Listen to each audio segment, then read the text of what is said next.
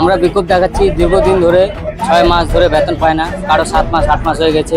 আমাদের বাড়ির সংসার পরিবার আছে, পড়াশোনা ছেলেদের, লাইনের বিল না দেওয়ার জন্য লাইন বিল কেটে দিচ্ছে।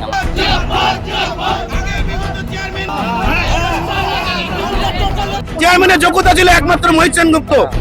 এগুলো একটাও না, এগুলো চোর বস্তু, সব চোর।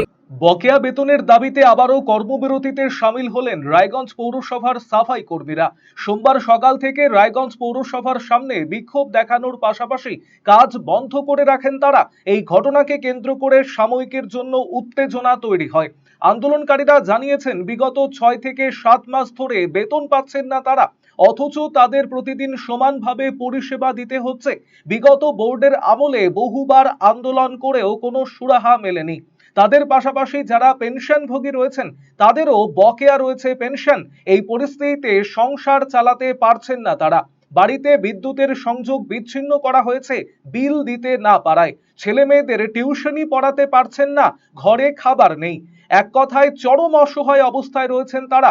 তাদের সমস্যার দ্রুত সমাধান না হলে আগামীতে এই কর্মবিরতি অব্যাহত থাকবে বলেও হুঁশিয়ারি দিয়েছেন সকলেই। আমরা বিক্ষোভ দেখাচ্ছি দীর্ঘদিন ধরে, 6 মাস ধরে বেতন পায় না, কারো 7 মাস 8 মাস হয়ে গেছে।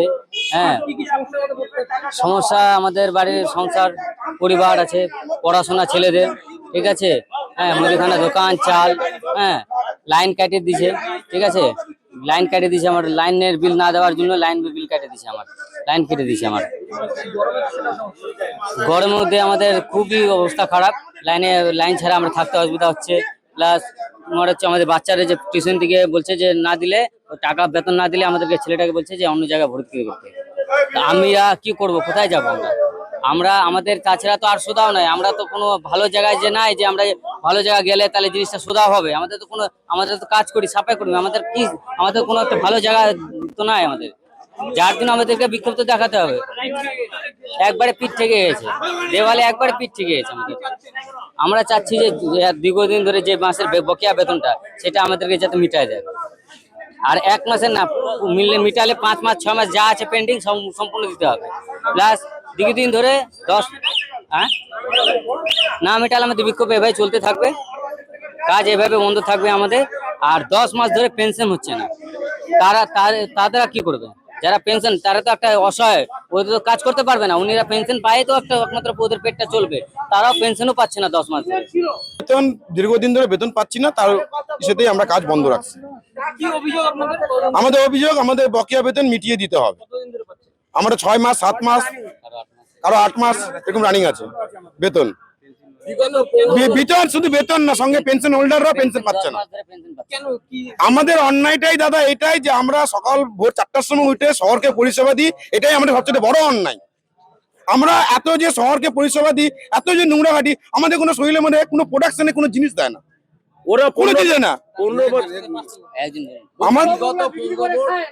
মানে যেটা আমরা জানতে পেরেছি যে প্রচুর এক্সেস লোক ঢুকিয়ে দিয়ে গেছে, যে এবং আমরা যাওয়ার আগ দিয়েও হেলথে 8 জন লোক ঢুকিয়ে দিয়ে গেছে। ওটা তো ওদের রোজগার। ওটা একটা লোককে ঢুকাতে পারলে 2 লাখ 2.5 লাখ টাকা করে নিবে কাটমানি, ওটা তো ওদের রোজগার। লোক নিয়োগ করবে না। চেয়ারম্যানকে যদি কেউ একটা নিরীহ লোক যায় বলে সঞ্জীব বিশ্বাস মহাশয়কে যে আমাদের একটা লোক খুব অসহায় অবস্থা, তাকে আপনারা একটু নিয়োগ করেন, ওকে যদি নিয়োগ করা হয় 27খানা কাউন্সিলর শগুনের মতন চাপা মরে, আমার ওয়ার্ড থেকে 2টা নাও, আমার ওয়ার্ড থেকে 1টা নাও, এই লোক নিয়োগ করে দেয়, লোক নিয়োগ করে, অথচ কিন্তু বেতনটা কারো কেউ ঠিক মতন বুঝায় দেয় না। 6 মাস 7 মাস ধরে আজকে আমাদের ছেলে মেয়েকে যে প্রাইভেট টিউশনি দিচ্ছি, তারা টিউশনি 4 মাস ধরে টিউশনি বাকি রাখে পড়াবে।